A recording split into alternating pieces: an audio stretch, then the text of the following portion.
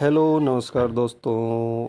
मैं निराला तिवारी आप लोगों का अपने YouTube channel CSAT guarantee पर स्वागत करता हूं। हमारे चैनल पर यूपीएससी के लिए अलग अलग सब्जेक्टों को पढ़ाया जाता है।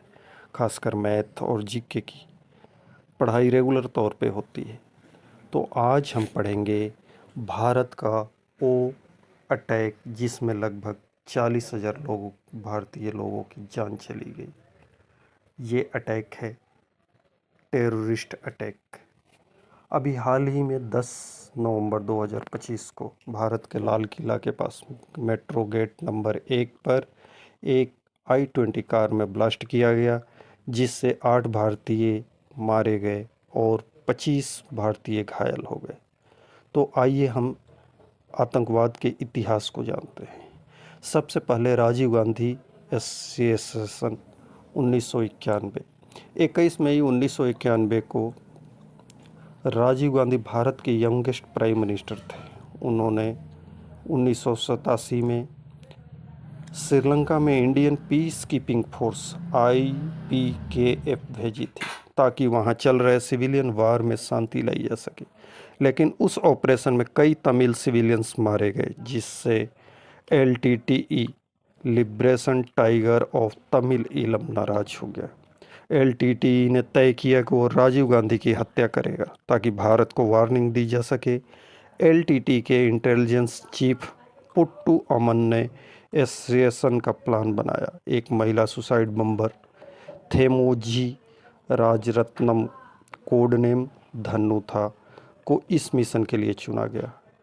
21 मई 1991 की रात राजीव गांधी श्री पेरुम्बदूर में इलेक्शन रैली में पहुंचे। जब वे स्टेज की ओर बढ़ रहे थे, धानु ने उन्हें माला पहनाई और उनके पैर छूने के बहाने झुक गई।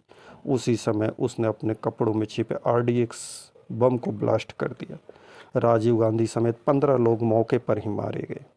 CBI ने स्पेशल इन्वेस्टिगेशन टीम SIT की गठन किया। फोटो और वीडियो फुटेज से LTTE के इन्वॉल्वमेंट साबित हुई। 20 सस्पेक्टेड को गिरफ्तार किया गया, जिसमें 7 को बाद में डेथ सेंटेंस मिली। इंडिया शॉक्ड हो गया। यह पहला मौका था जब किसी देश के पूर्व प्रधानमंत्री की हत्या एक सुसाइडल बॉम्बिंग से हुई थी। VIP security system SPG special protection group को और मजबूत किया गया। दूसरा ब्लास्ट था 1993 में मुंबई के सीरियल ब्लास्ट। 12 मार्च 1993 मुंबई। 1992 में बाबरी मस्जिद डेमोलिशन के बाद कम्युनल राइट्स हुए, जिसमें सैकड़ों भारतीय मारे गए।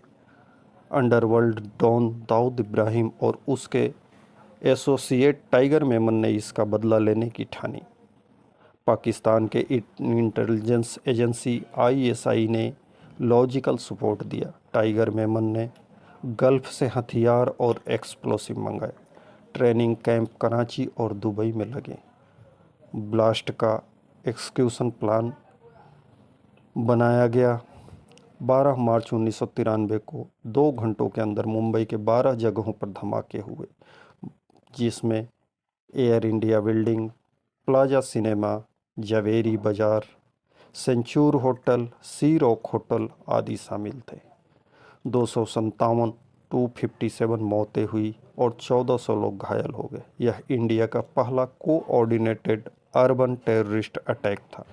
CBI ने 189 लोगों के खिलाफ चार्जशीट दायर की।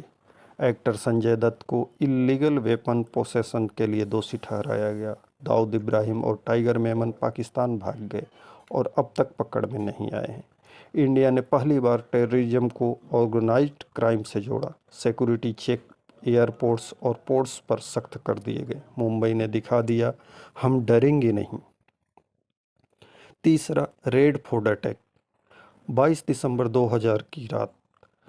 उस समय भारत के कारगिल वार के बाद टेंशन चल रही थी। पाकिस्तान बैक्ड टेररिस्ट ग्रुप लश्कर ए तोयबा LET ने भारत के सिंबल पर निशाना बनाने का प्लान बनाया। 22 दिसंबर की रात करीब 9 बजे 2 आतंकवादी रेड फोर्ट के अंदर घुस गए। उन्होंने 7 राजपूताना राइफल के यूनिट के जवानों पर हमला कर दिया। फायरिंग में 2 सैनिक शहीद हो गए और 1 सिविलियन आदमी मारा गया। दिल्ली पुलिस ने LET operative Mohammad Arif alias Ashfaq को गिरफ्तार किया। 2005 में उसे डेथ पेनाल्टी सुनाई गई। रेड फोर्ट नेशनल प्राइड का प्रतीक था। इस हमले ने यह साफ कर दिया कि टेररिस्ट नेशनल मूवमेंट्स तक पहुंच सकते हैं। सिक्योरिटी आर्चीकर दिल्ली में पूरी तरह से बदल गया। चौथे नंबर पर है पार्लियामेंट अटैक 2001। कश्मीर में इंसर्जेंसी बढ़ रही थी और Pakistan based terrorist group Jaish e Mohammed और लश्कर ए तोयबा ने भारत को प्रोवोक करने की साजिश रची।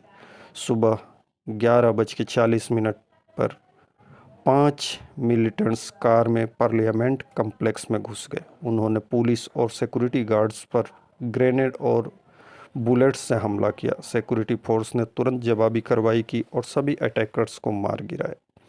9 लोगों की मौत हुई, जिसमें दिल्ली पुलिस और CRPF के जवान शामिल थे। अफजल गुरु, शाहरुख गुरु, SAR गिलानी आदि को आरोपी बनाया गया। अफजल गुरु को 2013 में फांसी की सज़ा सुनाई गई और उसे हैंगओवर कर दिया गया। इस हमले के बाद इंडिया और पाकिस्तान लगभग युद्ध की स्थिति में पहुंच गए थे। ऑपरेशन पाकिस्तान सिक्योरिटी फोर्स को मॉडर्न वेपन सर्विलेंस सिस्टम और ट्रेनिंग दी गई थी। 26/11 के मुंबई अटैक्स, जो वर्ल्ड फेमस डे है 26/11, जिसे हम 26/11 के नाम से जानते हैं, लश्कर ए तोयबा ने पाकिस्तान के कराची में 10 टेररिस्ट को सी रूट से इंडिया भेजा। उनका मिशन था 5 मेजर साइट्स पर हमला कर इंटरनेशनल अटेंशन पाना। रात के 9:30 पर CST स्टेशन मुंबई के छत्रपति शिवाजी टर्मिनल पर फायरिंग में 58 लोग मारे गए। 10 बजे रात में लियोपोल्ड कैफ़े और ताज होटल में ब्लास्ट और गन फायर हुआ। 10:30 रात्रि के 10:30 पर ओबराय ट्रीडेंट और नरीमन हाउस में होस्टेज बनाए गए। 3 दिन तक NSG कमांडो ने ऑपरेशन चलाया। 166 लोग मारे गए और 300 से अधिक लोगों ने घायल हो गए। पाकिस्तान टेररिस्ट अजमल कसाब को जिंदा पकड़ा गया। उसने इंट्रोगेशन में बताया कि LET और ISI ने ट्रेनिंग दी थी। 2012 में कसाब को फांसी की सज़ा सुनाई गई और हैंगओवर कर दिया गया। 2026/11 ने इंडिया के नेशनल सिक्योरिटी को बदल दिया। NIA नेशनल इन्वेस्टिगेशन एजेंसी बनी। NSG को हर मेट्रो सिटी में बेस किया गया और ऑक्टल सिक्योरिटी सिस्टम को अपग्रेड किया गया। चौथा, बाटला हाउस इनकाउंटर। 13 सितंबर 2008 को दिल्ली में सीरियल ब्लास्ट हुए थे। पुलिस को पता चला अटैकर्स इंडिया के मुजाहिदीन ग्रुप से हैं और बाटला हाउस में छिपे हुए हैं। स्पेशल सेल ने फ्लैट नंबर L18 पर रेड किया। इनकाउंटर में 2 टेररिस्ट आतिफ आमीन और मोहम्मद शहजाद मारा गया, जबकि इंस्पेक्टर मोहन चंद शर्मा शहीद हो गए। ऑपरेशन पैराडाइज ने इस कैफ़े के इनकाउंटर कहा, इसे फेक इनकाउंटर कहा, लेकिन लेटर CBI और कोर्ट ने ऑपरेशन को जेन्युइन बताया। इंस्पेक्टर शर्मा को अशोक चक्र से सम्मानित किया गया। दिल्ली पुलिस के क्रेडिबिलिटी और ब्रेवरी इंटरनेशनल लेवल पर सराही गई। 7वां पुलवामा अटैक 14 फरवरी 2019। जब लोग वैलेंटाइन डे सेलिब्रेट कर रहे थे, उसी समय शाम में कश्मीर में इंसर्जेंसी घटना हुई। पाकिस्तान बेस्ड टेररिस्ट लगातार बढ़ रहा था। एक सुसाइडल बम्बर आदिल अहमद डार ने एक्सप्लोसिव से भरी कार CRPF कनवाई के अंदर घुसा दी। आपको छोटा सा इंट्रोडक्शन दे दूँ। CRPF के जवान जम्मू से श्रीनगर तक अपने निजी CRPF के निजी बसों के द्वारा यात्रा करते थे, जिसमें बहुत सारी गाड़ियों की काफिला होती थी। उसे CRPF की कनवाई नाम दिया जाता था।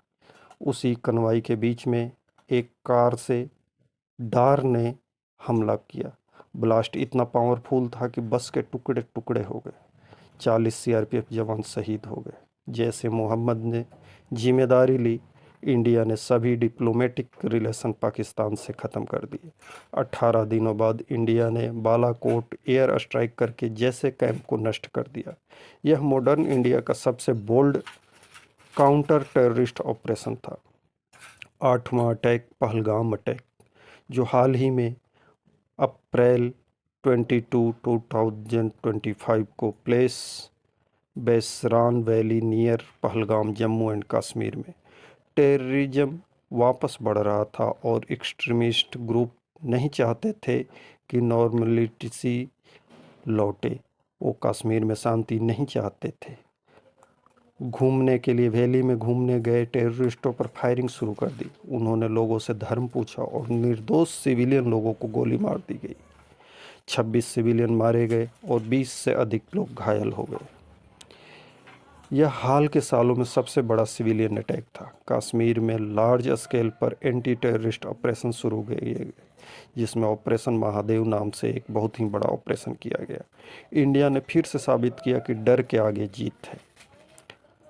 इस अटैक के बाद इंडिया ने ऑपरेशन सिंदूर लॉन्च किया, जिसमें पाकिस्तान के में स्थित पीओके में टेरर कैंपों को निशाना बनाया गया, जिसके एवज में पाकिस्तान ने भी इंडिया पर हमले कर शुरू कर दिए और उसके ड्रोन हमले इंडिया पर 3 दिनों तक चलते रहे, जिसका इंडिया ने भरपूर मुंह तोड़ जवाब दिया और पाकिस्तान को घुटने के बल ला दिया, जिससे पाकिस्तान शांति वार्ता के लिए गिड़गिड़ाने लगा और अंततः 3 दिनों बाद शांति स्थापित हुई।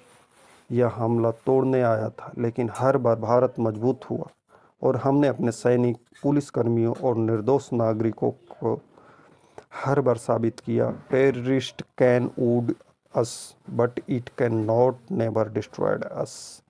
वंदे मातरम, जय हिंद।